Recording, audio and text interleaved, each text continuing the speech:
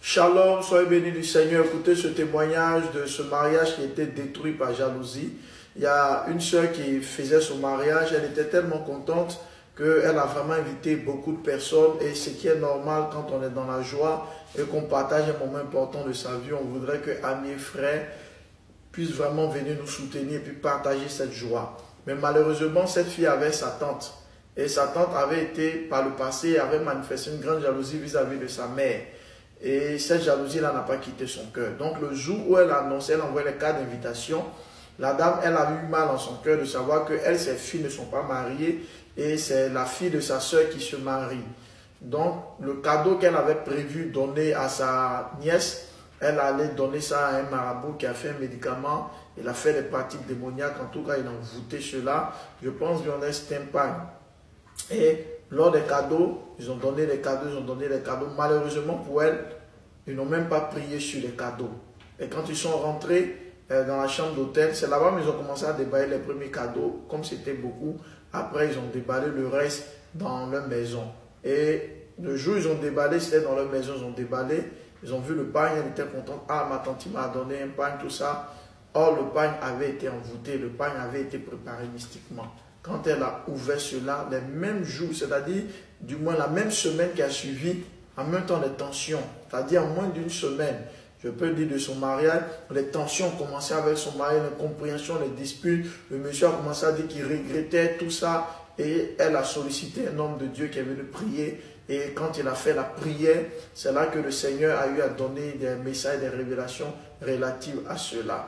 Donc il lui a dit de ne pas utiliser le pagne et ils ont prié sur le pagne. Et il a dit le lendemain, il devait venir pour brûler vraiment ce pagne-là. Donc elle a remis le pagne dans le sachet d'origine. C'était un sachet en noir, un truc de ce genre. Et le lendemain, quand l'homme de Dieu est revenu, il a dit non, qu'à envoyer encore, il va prier encore, nous ne pouvons plus voir les brûler. Quand ils ont ouvert le sachet, il y avait des asticots, des bêtes sur le pagne. Donc il se demandait comment les asticots peuvent apparaître.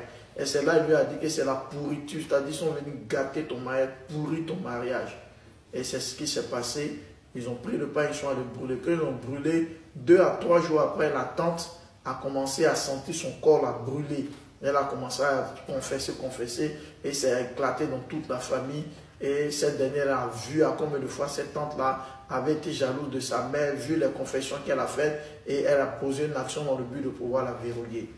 Bien aimé, ce témoignage, il est puissant, il est extraordinaire. Beaucoup de personnes font beaucoup l'erreur de ne pas recevoir souvent des hommes de Dieu ou bien demander à des hommes de Dieu de prier sur le cadeau de mariage. Souvent même les dots, le matériel vous allez aller donner, que ce soit des pains, de la boisson, de l'argent, cherchez à ce qu'on prie là-dessus d'abord. Parce que quand vous partez donner le pain, les dons de la dot et que cela est partagé dans la famille, ça tombe souvent dans les mains des personnes qui ne sont pas d'accord ou qui jalousent le foyer. Ils peuvent utiliser ça pour poser des actions. Or, s'il y a eu des prières qui ont été faites au préalable et qu'il y a des actions négatives, cela ne marchera pas. Pareil pour le mariage civil. Les cadeaux, cherchez à ce qu'on prie pour les cadeaux. Quand les gens viennent nous faire des bises, des accolades, ne prenez pas directement l'argent, l'enveloppe qu'on vous donne, que la dame de compagnie ou bien, je ne sais pas, le best man. En tout cas, prenez des gens aussi qui sont spirituels, qui prient le Seigneur. Et quand on vous donne, n'utilisez pas, n'envoyez pas dans votre maison, dans les médias. Cherchez à ce qu'il y ait des prières. Aujourd'hui, il y a certains qui ont trouvé la stratégie. Ils ont vu que beaucoup maintenant acceptent des prières sur les cadeaux.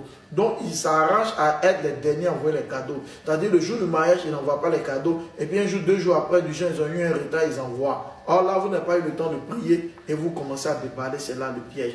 Tout cadeau que vous recevez pendant, après votre mariage, ne l'utilisez jamais. Demandez à ce qu'il y ait des prières parce que tout le monde n'est pas content de votre bonheur. Soyez sages. Que Dieu vous bénisse. Écrivez un commentaire. Shalom.